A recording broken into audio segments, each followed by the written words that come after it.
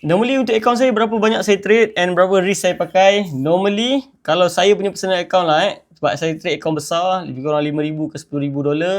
Jadi account risk yang saya pakai ialah saya always pakai 1% saja.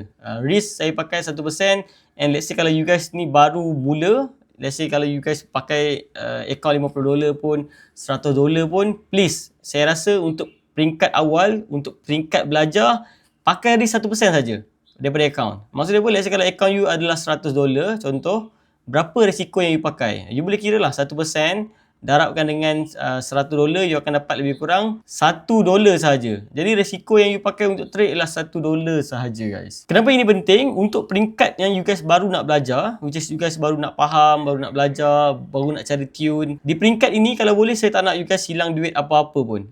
Dengan cara you guys pakai risk 1%, maksudnya you not gonna lose any money kalau you guys pakai risk 1%. Sebab apa? You perlukan 100 kali salah barulah account you tu truly akan blow. Tapi let's say kalau you rasa ataupun you dah naik peringkat yang lebih tinggi sikit, you dah test, you dah try trade and jawapan ni lah you dah mula tahu strategi apa you nak pakai, you dah mula faham macam mana nak trade, you dah faham macam nak baca market, then after that you boleh grow ataupun you boleh go ke risk 1% to 5%. At the end of the day, yang penting kita nak adalah kita nak amount yang you guys risk untuk setiap trade adalah amount yang you guys willing to loss. Jadi bagi saya 1 ke 5%. Let's say kalau you guys ada account 100 dolar, you guys punya risk adalah sekitar 1 dolar ke berapa? Ke lebih kurang 5 dolar. Jadi should be kalau let's say you guys riskkan ini, should be no problem.